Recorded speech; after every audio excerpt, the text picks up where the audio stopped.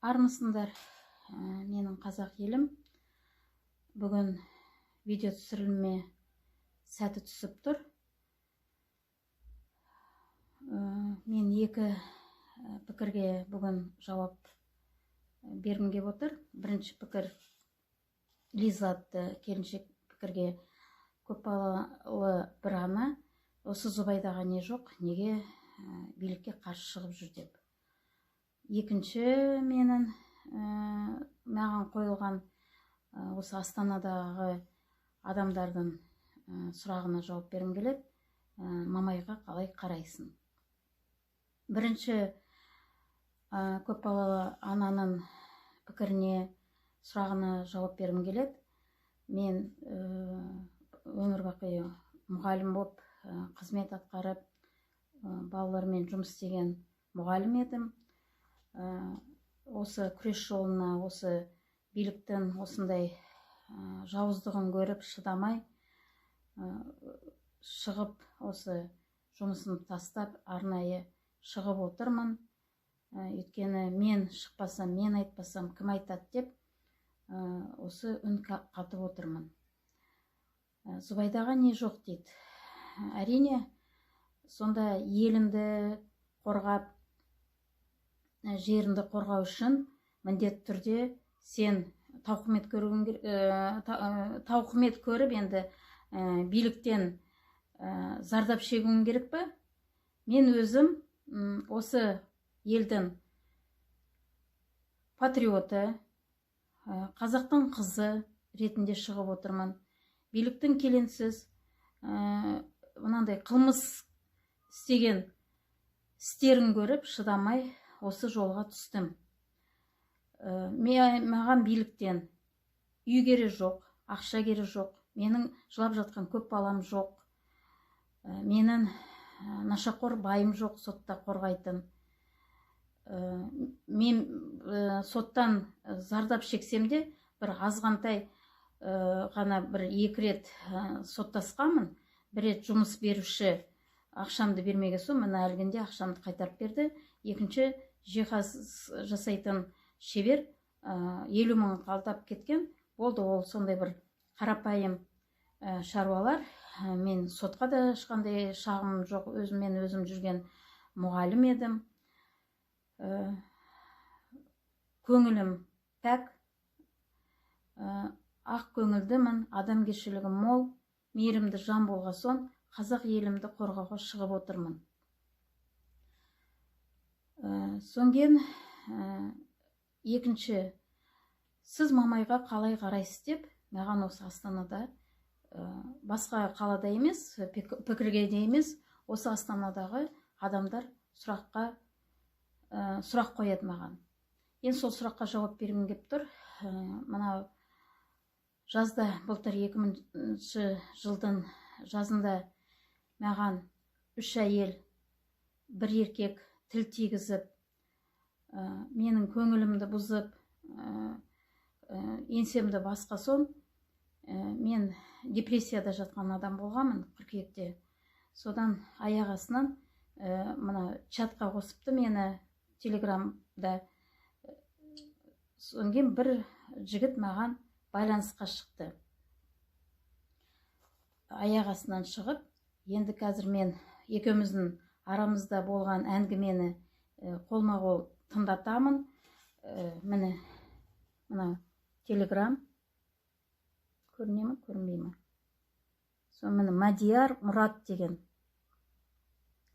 Мадияр Мұрат 28 қыркүйек күні маған байланысқа шықты. Енді қазір әңгімемді екеуміздің арамызда болған. Мен бір-ақ рет тыңдадым, сонген уақытым болмай тыңдамай жүрмін, қазір сіздермен бірге тыңдаймын. Саламатсыз ба, Байра ханым, қалыңыз қалай? Сізбен сөйлесуге бола ма? Лично. Зубайда ханыммын мен. Ямансың ба? Сөйлес, айт. Осылай сіз сияқты ашық не айтып отқандарды мен жақсы көріп, ешкімізге бізді бір шатқа жинап жатыр едік. Қалайсыз? Бола ма? Сен өзің кім боласың? қай жерденсің, сонген не чат, сон өзінің видео обращение жасап, нетші Зубайда апай, менмін, қорықпаңыз деп. Өйткені маған неше түрі қиынбашылықтар қосылып, маған өзінше мені махаббат құрғысы еп, мені масқарам шығарғысы еп отыр. Сол үшін мен барлық еркекке күдіктенем, еркекте әйелде бар. Сол үшін маған ашық күйде өзімді көрсет. Жамбат Мамай дегенді естіңіз ба? Жамбат Мамай деген кім? Жанболат Мамай ма? Естіп жатырмыз. Енді белсендіміз ғой сондай адамдармен. Адамдарды көріп отырмыз ғой.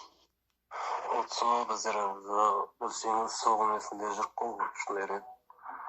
Естесіз группадан естеңіз қосылыңыз, соған естесеңіз сонда түсінесіз. Өздерді не ғой, кредит, амнистия жазын, саяси тұтқындарда бостандық деген үш қағидамыз бар. Жер жалға берілмесін, жер сатылмасын деген үш қағидамыз бар. Сонымен ұрандатып шығып жүрген адамбыз.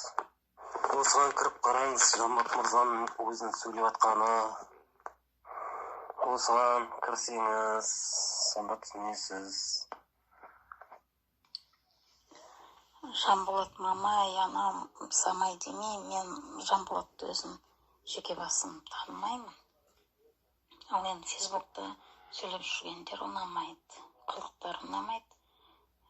Бибігүл бөлек екеуі екі жақта жүрген ұнамайды.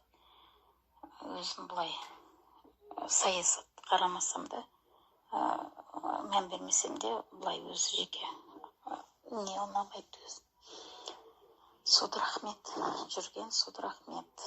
Сендер мені не Мамайдың партиясына кіргізейін деп тұрсыңдар ма? Егер де сондай адал болсаңдар, адал Мамайын тікелей біздің көше партиясы ТВК соған тікелей шығып, немесе Әбіләзовқа тікелей шығып, барлығымыз басымызды қосайық десін, от сонда мен сендерге қосылам. Бәріміз қосылайық. Мен Мамайға бөліп шықпаймын. Бірге біздің Әбіләзов, біздің дейінші, ортақ бәріміздің Әбіләзовқа шықсын, айтсын. Сенің тобыңмен менің тобым қосылып, митингқа шығайық деп айтсын. Жанболат мен үшін мырза емес, жай журналист. Шынымды айтсам, мен оған сенбеймін. Біріншіден қойған шартым, Бибігүл Мамай қарындасын жанын алып, бірге тұрсын. Бибігүл өзі маған жалпы ұнады, жақсылыз. Соны Бибігүл Мамайдың қолынан ұстап, менің қарындасым деп бауырына тартсын. Ол бір. Екі, Әбіләзовқа қосылып көше партия ТВК. Жанболат мен үшін мырза емес, жай журналист. Шынымды айтсам, мен оған сенбеймін. Біріншіден қойған шартым, Бибігүл Мамай қарындасын жанын алып, бірге тұрсын. Бибігүл өзі маған жалпы ұнады, жақсылыз. Соны Бибігүл Мамайдың қолынан ұстап, менің қарындасым деп бауырына тартсын. Ол бір. Екі, Әбіләзовқа қосылып көше партия ТВК, Мамай ДПК бәріміз қосылып митингқа шығайық десін. Сонымен бір жерге барып, біздің алдымызда жүрген адамдарды мен кездесін, бірге болайық, митингқа шығайық бірге. Апа, біздер кім қаламайды дейсің, бәріміз қосылуды қалаймыз ғой. Соның біз сөйлерек бір белсенді адамы дұрыс істемей тұр ғой. Еш ашық анда көше шатына да дұрыс айт. Істесең, мысалы шындық не айтсаң, осылай қосылайық, бірігіп митингке шығайық. Мирный митинг, ешкім қудаламайды, ешкім не істемейді деп. Осыншама айттық, вообще түсінбедік. Сіз Бибігүл Мамай деген сау, ол екі бөлек адам, ол ағайын емес қой. неге ағайынмын деп жүр. Онда Бибігүлден өтірігін шығарыңдар. Неге біреу өтірік айту керек, біреу шын айту керек. Вообще білмеймін. Не істесе осы істесін, маған бәрібір. Маған бір ғой былай. Мен ойламайды дейсің ба, биліктің ауысқанын. Мен армандап, міне депрессияда жатырмын, соны митинг болмай қалғанын жыным ұстап халыққа.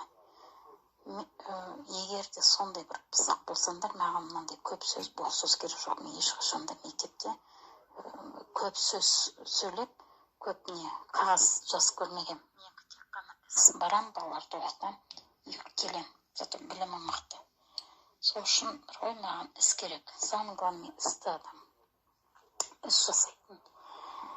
Сол мен ұсынысым. Мен ешқандай көше, ДВК, мамай, өзім ешқандай партияға жатпаймын. Өзім халықтың адамымын, халықтың қызымын. Болды сол менің ұраным. Халық. Халыққа мен керек жоқ болсам, халық маған керек. Ите жіберсе де, кетші бар десе де, мен бәрібір халық үшін жүремін. Сол үшін мен айтып тұрған ұсынысымды орындаңдар. Мамай тікелей Аблязовқа тікелей эфирге шығып, бірігейік, билікке шығайық десін бірге. А так мен сенің мамайына сенбеймін. Сен өзіне сеніп тұрмын, қазақи. Мамайына сеніп тұрған жоқ. Мамайдың бір қатесі Гүлбараштатен үйіне келгенде асарға келіп көмектесіп, бізбен бірге болып, сонген 8 күні көтеріп кетіп қалу керек еді. Келмеді ме? 25 күн қыркүйекте шықпады ма? Болды. Ол бізбен бірге емес. Ол ірткі салық бұзып жүрген адам. Ол біздің де митингімізге қатысып, біз сендер митингтарына қатыстық қой 6 маусымда. Ұсталып, сотталып шықтық. Ол да бізге қатысу керек болған. Сол үшін мен көбінесе көше партиямен ДВК-ның адамдарына сенем. Просто біздер осы екі жақтың бір кездескен біріккені жақсы. Мұндай шашырайтын болсақ, біздер шынайы апа Дубайда ханым, мен жеңеміз деп айта алмаймыз. Бірігу керекпіз, біріккенде ғана жеңеміз. Бұлай бөлінгенді бөрі жейді дегендей, бір-бірімізді бөрі қылып, бірімізді ит қылып, бірімізді күшік қылсақ, онда білмеймін енді. Мадияра, айналайын жаным-ау, қай жерде бөлініп жатыр мен? Сен бөліп жатсың, именно сен бөліп жатсың. Арлы қазақтарда отырмын ғой. Сен онда одан бөліп алында Жанболатқа сығырып тұрсың. Именно сен сол Жанболатты сол арлы қазаққа кіргіз. Мен бұлай қарасаң 25-тегі балам, бірақ қайғалы. Қызықты маған, өмірім бәрі алда. Болашақ ойлап, сөйтіп шауып жүрген адам. Енді біз не көше партияда болашақты ойламай жүрміз, ең алдымен, ең негізгісі ол Дулаттың тобы. Сол үшін сен Дулаттың тобына қосылу керексің. Ақиқат ол Дулат. Қалған бәрі жалған. Ешкімге сенбеймін Дулаттан басқа. Мен Дулаттың адамымын деп арлы қазаққа айтып, мамайды соған тартты, жиналайық. Сендер 2000, біз 2000 болып 4000 адам болсақ, спокойно ортаға барып аламыз бәрін. Маған сол іс керек, тез жасап. Мен елім, жерім деп жүрген адам, шын керек, мен мамайға жақтаңыз шығам, мен қай жерге де шығуға болады. Ешкімнен қорықпаймын мен. Митинг десе митингтен қалмаймын. Айналайын, мамайға сенбеймін мен. Сен арлы қазақта отырсың ба? Арлы қазақта отыр. Ең жақсы атау сол. Сонда отыр. Мамайды бізге қос оданшы. Қос бізге мамайды. Мен группаға жібере беріңіз, менің айтқанымды. Мен бәрібір өз менен қайтпай, мен шығамын, любой митингке шығамын. Айтсам, мысалы. Мен қысылмаймын, қорықпаймын. Тек Алладан қорқамын мен, бір Алла. басымды қазір кесіп алып кетсе де, үкіметтегі шіріген үкіметтегілер, мен қорықпаймын. Мен ана арлы қазаққа жібере беріңіз, мен қысылмаймын. Осы айтқан сөзімді мейлі жібере беріңіз, мен қысылып отқан жоқпын, қорқып отқан жоқпын. Қазір келіп басымды кесіп алса да, мен Алладың алдында шындықта өтіріктің шындыққа жүгіремін всегда. Осылай жібере беріңіз, осы сөздер мен қорықпаймын. 25-тегі баласын, мен балам сияқтысын, мен балам 26-да. Қорқу керексің, сен жассың. Мысалы, мен қорықпаймын, маған да бәрібір. Бірақ әрине маған да өмір керек. Немеремді көтерсем, аяғыма тұрғызсам деп ойлаймын. Сол үшін олай айтпа. Сен бөлінбе, мамайға сенбе. Мамай сенімді болса, бізге қосылсын. Мен оған айта алмаймын, мен білмеймін ғой, мысалы, өзім Оралдың жігітімін, былайға. Маған кім болса да, шындық не істеген жақсы ғой, оны бөлінетін болсақ, ешбіріміз біздер жеңе алмаймыз. Мына шіріген билікті никак біздер құрта алмаймыз. Мен балам да жоқ, шағам да жоқ. Соны біліп қоямыз. Мен сіздер сияқты өмір көрген жоқпын. Өмірім көресің әлі. Арлы қазақта отырып, аталарын тыңдап, солармен бірге бұл айтқанын ұғып, жаттап алып, осы дулат жүрген жер ақиқат. Егер сен өзің қарасаң, мен сияқты мұңлы жігіт екенсің, мұңға кетіп қалыпсың, мұңайыпсың, осындай әңгімелер жүргізіп отырсың, нетпе, қаймықпа, кеудеңді басып көтер, ағаларыңды тыңда. Не көрмедік, көріп жатырмыз соған. Мен қайта жасым кеп, үйім болып, әйтеуір қызымды беріп, бос адам болғасын ғой, ештеңеден қорықпай жүрмін. Сен енді енді дұрыс қалай айтсам, біреуге кеңес ақыл айтқаннан да қорқамын, дұрыс айтпайын ба деп. Просто мұңлы болма, мен де сол митингтен кейін митинг болмай қалсам, 2 күн депрессияда жатқам, қазір қайта есімді жинап алдым. Адамның күні адаммен дейді ғой, мен осы арлы чатқа қосып, қыздар томирис чатына қосып еді, кішкене кеудем көтеріліп, жалғыз емеспін, халық бар екен ғой, мені істеген қазақтар бар ғой деп қуанып жатырмын. Сол үшін сен осы арлы қазақтармен жүр, мамайға сенбе. Мен мамайға сенем, егер де біздің қатарымызға қосылса, соны қосуға тырысайық. Мен атам, мен не сиятқан жоқпын, ештеңе болып отқан жоқпын. Мен просто қалай қынжылады, кейбір адамдар, қорқақ адамдар бар. Сондай. Вот ал кеше неде де бардым, мен сөйлетуге де келген жоқ, ағайды ұстап кетті ғой. Оралда шықтым, бардым, 25-інде де бардым. Митингке болғанда. Шығайын, осы бір мезгіл көрейінші деп.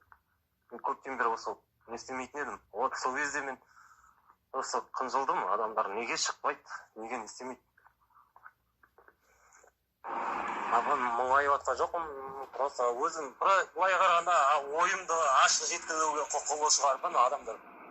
Ойын жеткізуге бәрі де құқылы ғой, шынымен. Мен өзім ойымды айттым, сол ғой. Адамдарды белсенділер шығаратын еді, бізді шығармай қойды ғой. Біз Астанада бір 100 ба, 150-дей адамбыз, бәріміз басымыз қоссақ, даже 200 ғой деймін. Сол 200 адам болып, сол жерде бізге тиіспесе, 200 адам болып тұрсақ, халық жиналатын еді бізге.